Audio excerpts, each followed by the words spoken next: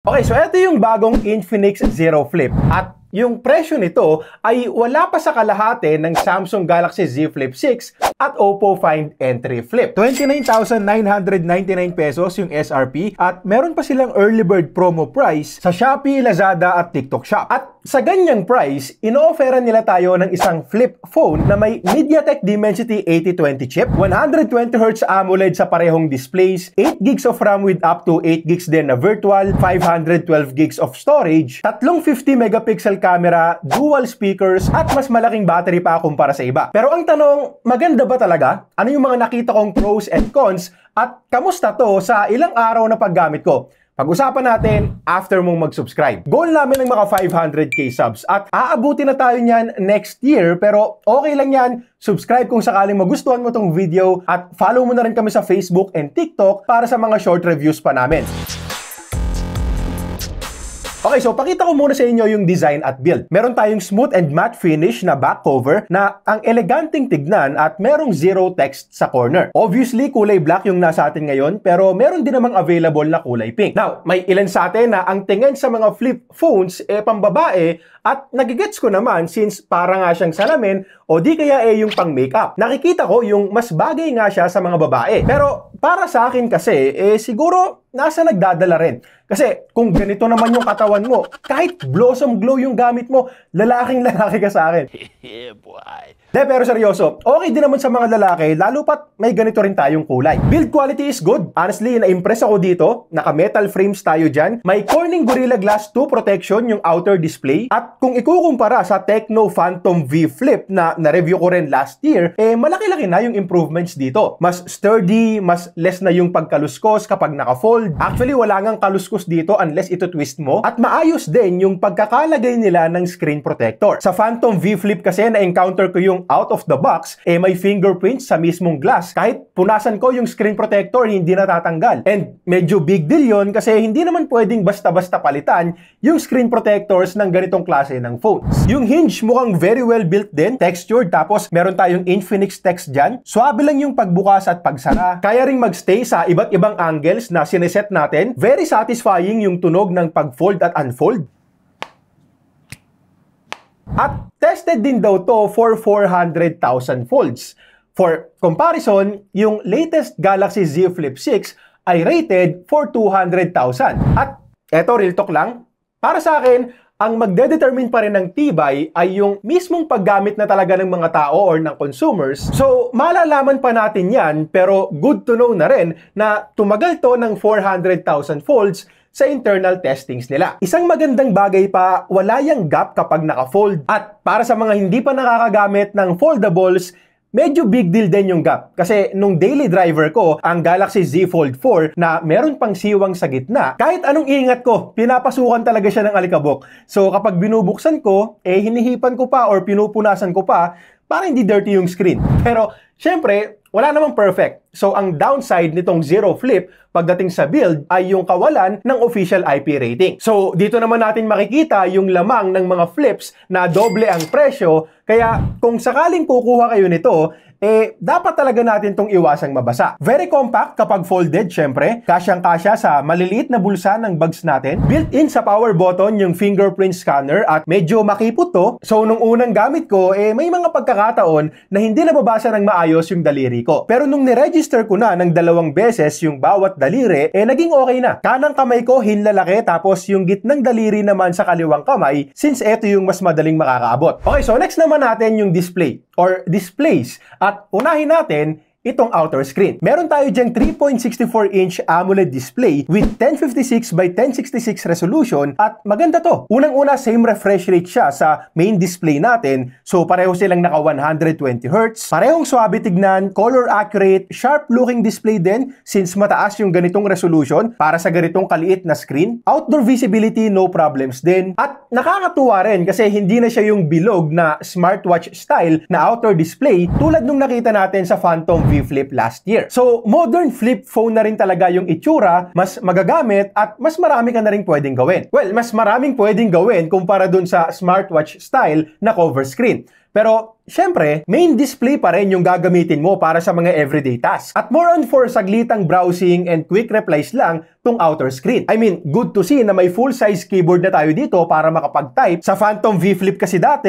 limited lang yung mga replies natin sa okay, thumbs up, yes, no, mga ganon. Pero kahit na may full keyboard kasi tayo dito, maliit lang din yung screen. So, hindi para mag-type ka dito ng sobrang haba. Okay to kung mga short messages lang, like for example, sa kaso ko, pag ini-inform ko yung team na lunchtime na, yung mga ganon pwedeng cover screen na lang yung gamitin natin. Tsaka, kung babalikan ko yung naging paggamit ko dito, pag may pumasok na notification tapos hindi naman urgent, hinahayaan ko na lang. Tapos kapag halimbawa naman na importante o di kaya gusto ko talagang replyan yung tao, ina-unfold ko talaga para makapag-type ako ng maayos. Now, bukod sa pagta-type, meron pa naman tayong ibang pwedeng gawin dito. Pwedeng dyan ka na sumugot ng tawag. Kung gusto mo, pwede ka ring mag-Facebook or online shopping gamit yung maliit na screen. Sakaling may titignan ka lang saglit. Emails, pwede rin kung sakaling may gusto kang basahin bigla. Music player, okay? At kahit nga YouTube, pwede rin. Hindi ko lang alam kung bakit mo pipiliing mag-YouTube dito since meron ka namang mas malaking display, pero you have the option kung sakaling trip mo. Very customizable din at meron din sila nung 3D animated pets. May mga shortcuts din na pwede nating baguhin for quick access. Yun nga lang, take note na tulad lang din sa ibang mga flip phones, kahit naman yung mga high-end, hindi pa ganun kapulido yung software dito. So may mga na-encounter din ako na kinailangan kong i-restart yung app para magamit ko ulit ng maayos. So sana alagaan to sa software updates ng Infinix at mamaya babalikan din natin yung software updates. Isa pang pwedeng magawa gamit tong cover screen ay yung iba't ibang ways para mag-take ng photos. Pwedeng ipatong natin sa table tapos itayo yung kalahati tapos gamitan mo na lang ng gesture para mag-take ng photo. Mas maayos din na selfie gamit ang main camera since may cover screen nga tayo para makita yung frame at isa yan sa mga gamit na gamit ko dahil nga mas detailed at mas maganda yung quality ng main cam kumpara sa front cam. At pwede ka rin kumuha ng videos na para bang naka-camcorder ka kung gusto mo. Actually, may mga filters pa nga silang nilagay dito. So, mamaya papakita ko sa inyo yung camera samples. Pero bago yon, pakita ko muna sa inyo itong main display. 6.9-inch AMOLED naman yung meron tayo dito at 1080p resolution. Sabi ko nga kanina, 120Hz yung parehong displays. So, very smooth looking display din to. Pero may isang plus tayo dito sa main display kasi LTPO panel na to. At sa nakita ko, kaya nitong bumaba hanggang 10Hz kapag wala ng motion sa screen. So, maganda-gandang tulong din yan sa battery life. Very minimal lang din yung crease. Well, honestly, every time na ino-open ko siya, para siyang nakabend ng konti sa mata ko. Pero kapag nag-i-scroll na ako, ginagamit-gamit ko na, nanonood na ako ng videos, hindi ko na rin napapansin. From time to time, nanonotice ko pa rin, lalo na syempre kapag papansinin at hahanapin mo, but overall, hindi naman siya issue sa akin at magandang screen din. Same color accuracy sa outer display, mas maliwanag din, 1400 nits yung peak, naka-widevine L1, so maganda rin for watching videos, lalo pa may good sounding stereo speakers din yan, tuned by JBL. So, siguro kung may pupunahin man ako, masyadong mahaba tong main display. As in, almost 7 inches nga kasi, di ba? So, sa akin, medyo alangan ako ng konting gamitin ng isang kamay lang. Mas komportable itong gamitin unfolded kung dalawang kamay ang gamit natin. Okay, so magandang display, magandang build. Kamusta yung performance?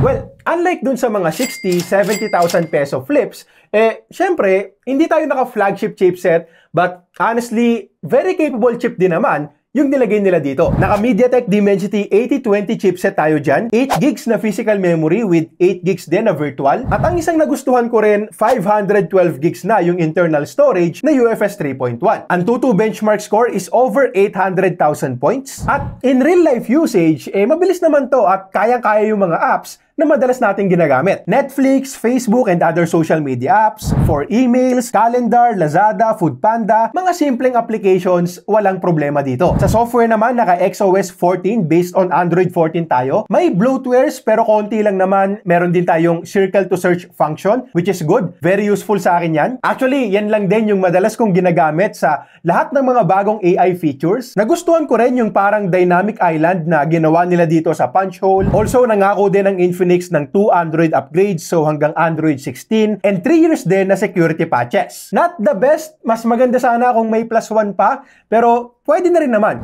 Sana lang talaga naging mas madalas pa yung pagbigay nila ng updates kasi tulad ngayon, upon checking August pa yung last security patch ng phone na to. At kailangan din kasi natin yan kasi sabi ko nga kanina, may mga kailangan pang i-improve at ayusin sa software kapag naglilipat-lipat tayo from main screen to cover screen and vice versa. Now, kung gaming naman, unang-una, obviously, hindi naman gamers ang target market ng Infinix dito. At pangalawa, kahit ikaw naman na gamer, hindi mo rin ito pipiliin. So, tinest ko na lang din para may idea tayo at kung halimbawang yayayain kayo ng mga tropa nyo na mag-Mobile Legends, pwede naman sa mga ganitong less demanding games pero not recommended kapag mga graphic-intensive titles na like Genshin Impact. Kasi umiinit tong phone na to. Actually, kahit sa normal usage lang natin, umiinit din. Hindi naman ramdam kapag nasa kwarto or nasa office tayo, naka-aircon tayo, sa mga malls, hindi rin naman.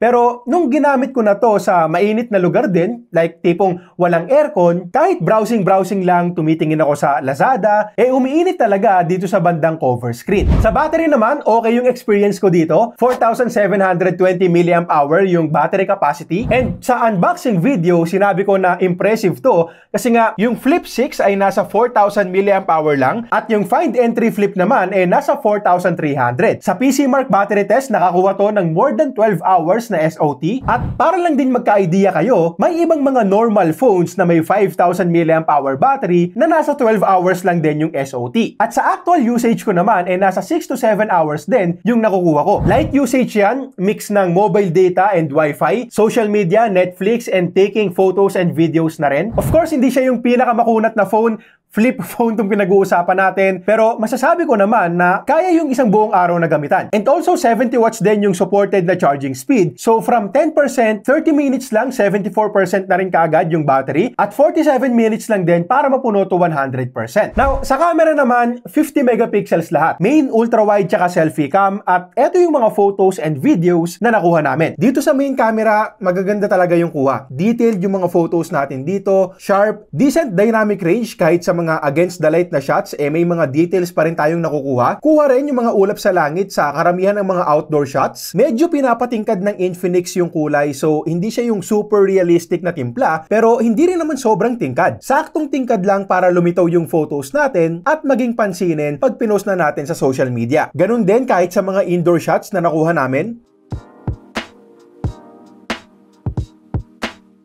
Tapos yung ultra-wide naman, hindi na rin masama. Hindi malawak yung dynamic range and madalas nawawala yung ilang detail sa shadows. But overall, very usable pa rin naman. Iwasan na lang natin yung mga against the light na kuha. Yung 2x zoom, okay na okay din. Actually, kung sa social media lang to titignan, baka nga hindi na makita yung difference sa 1x. Tapos eto naman yung selfies gamit ang front-facing cam. Decent front camera din to. Medyo pinapaputi tayo ng konti, pero okay yung skin tones overall.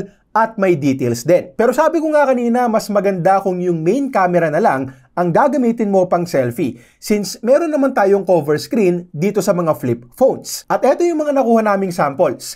Di hamak na mas goods kumpara sa front cam. Now, pagdating naman sa videos, pwede tayong kumuha hanggang 4K 30fps gamit yung lahat ng camera. So, yes, kahit yung ultra-wide at front-facing cam, meron ding 4K. Actually, hanggang 4K 60fps pa nga yung front-facing cam. Eto muna yung sa ultra-wide at honestly, medyo soft to kahit na 4K yung resolution, which is expected na rin naman. Tapos eto naman yung kuha gamit ang main camera. Sharp and detailed 4K videos naman yung makukuha natin, tulad ng makikita nyo dito. However, meron tayong problem sa stabilization ng 4K resolution. Meron kasi tayong ultra steady mode dito sa 4K 30fps at enabled dyan yung parehong OIS at EIS. At nakita ko naman yung improvements kumpara kapag naka-off. However, kapag naka-turn on yung ultra steady na yan, may napapansin akong pag-drop ng frames or may lag na nangyayari. Pansin ko rin na nade-delay yung screen natin habang nakuha tayo ng videos. Tapos, every time na magre-record tayo, after 20 seconds pa lang ng recording, may magpa-pop up na sa screen natin at bababa yung screen brightness para maiwasan yung sobrang pag-init ng phone. At problema yan kapag outdoors ka nag-shoot. Dahil syempre mahihirapan kang makita yung screen under direct sunlight at syempre mas mag-iinit din yung phone kapag nasa mas mainit kang lugar. So, yung frame drop sa ultra steady mode,